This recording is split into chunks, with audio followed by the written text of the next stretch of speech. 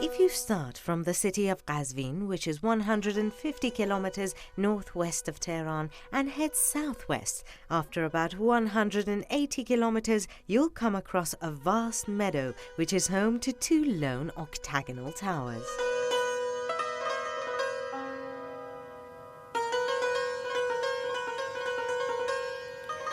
Iranian art and culture prospered during the Seljuk period. You can see the real genius of the Seljuki architects by looking at some of the mausoleums that they designed. A really good example of which is the Twin Towers of Kharegan. These towers were built a couple of decades apart and are more than 900 years old. Some say that the structure has managed to survive thanks to its brickwork, with patterns that make it quite sturdy, and after being hit by windstorms and floods for centuries, it was a huge earthquake in 2002 that finally cracked it.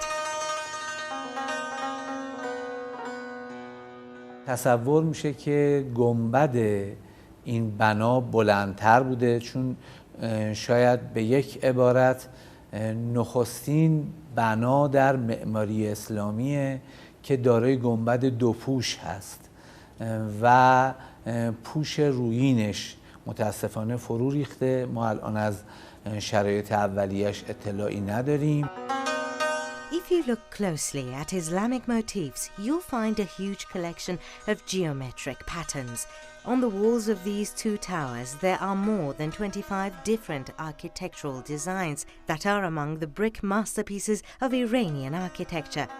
There's also a very beautiful epigraph of the Al-Hashr Surah of the Holy Quran above the entrance of one of the towers.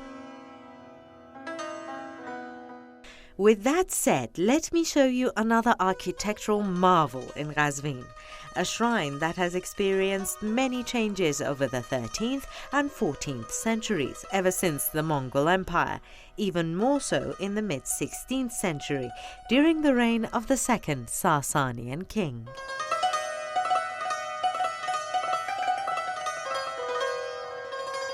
They are as close to us as our breath and bones, and they are a tremendous source of guidance, healing and companionship. This is where the 2-year-old son of Imam Reza, the 8th Imam of Shia, was put to rest. For centuries, many of this land's rulers have come here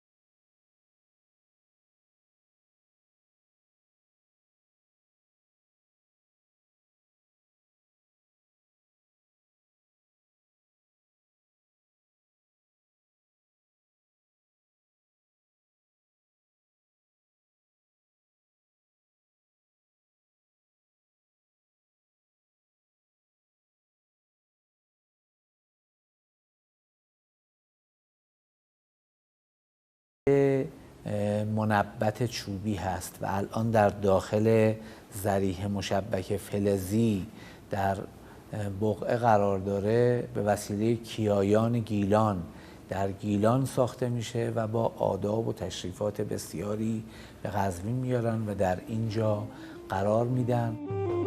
Safavid architects made use of geometric ornaments in both secular and religious buildings. Another architecturally notable mausoleum in Qazvin is the Shrine of the Four Prophets. It is said that they were the prophets who brought the good news of the birth of Christ from Jerusalem to the east. This shrine, which was built over their tombs, dates back to the 11th century. در میان شهرهای ایران قزوین تنها شهری است که آرامگاه 4 تن از پیامبران خداست به نامهای سلام، سهولی، سلوم و القیا. ما شهرهای دیگری داریم مثل شوش یا قیدار که برخی از پیامبران بنی اسرائیل درش مدفونن. Belief is perhaps a feeling or a longing for an unseen presence, a longing that seems to be as ancient as the presence itself, a central desire for peace of mind that lies deep in everyone but surfaces more strongly at times of terrible grief or imminent danger. For some, the sense of having a deep and personal relationship with our Maker is all that keeps them going.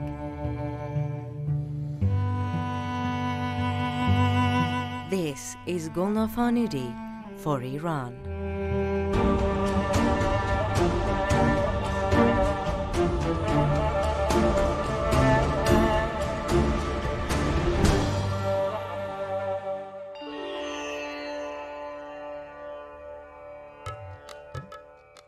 We begin our trip with a look at the Hindu temple in Bandar Abbas, one of the most famous icons of this beautiful city, which has many stories to tell. The temple was initially built by Indians working for Britain's East India Company after the occupation of southern Iran by the British in the late 19th century.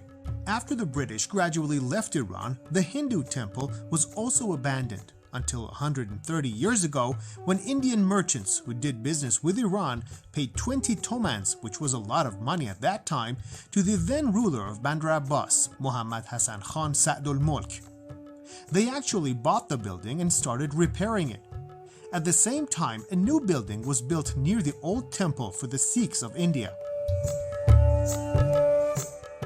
کلاً این مجموعه دارای 3 تا معبد هستش. یک معبد متعلق به مذهب سیک هستش.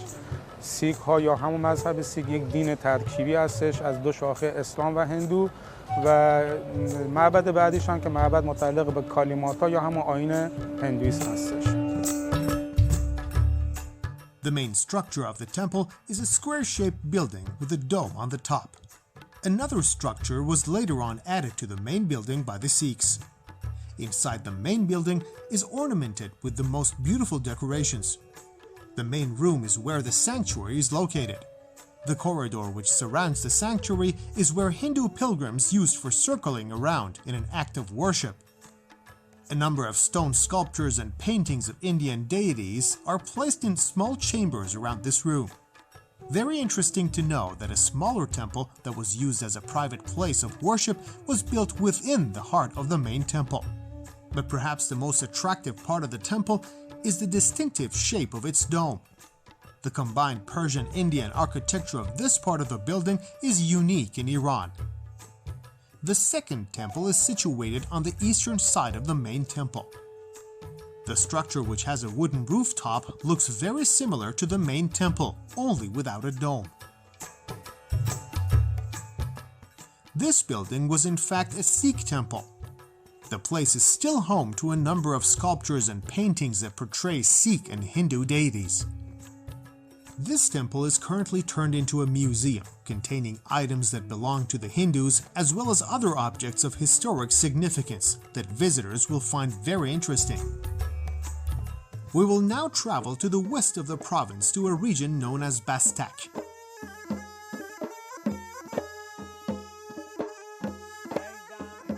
The first thing that grabbed our attention were 2 historic towers built on the plains which led us to the seaside.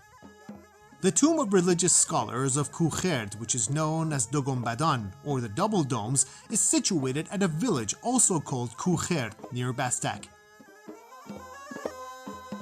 Experts say that the mausoleum was an architectural masterpiece of its time and was built some 300 years ago by Haj Muhammad Sharif Qazvin, the most renowned architect of Bastak. The Dogombadan mausoleum is where 3 of the most revered scholars of Bastak are laid to rest.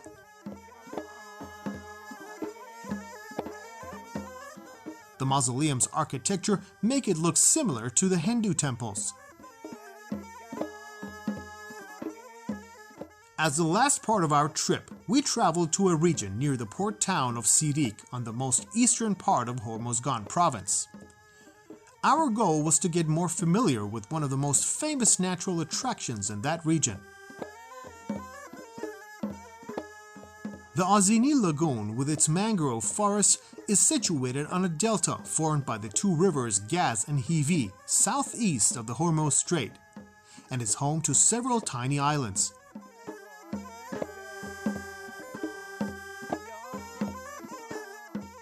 This amazing lagoon is the only habitat of the red mangrove in the south of Iran. The unique ecosystem, which covers an area of 500 hectares, is home to a diverse range of plants, animals, and marines.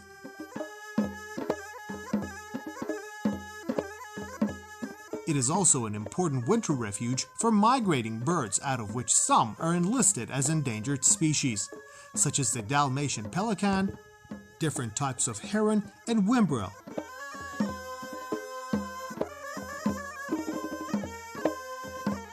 As a result of rapid tide and low, several types of fish from the Oman Sea also choose the lagoon as their habitat.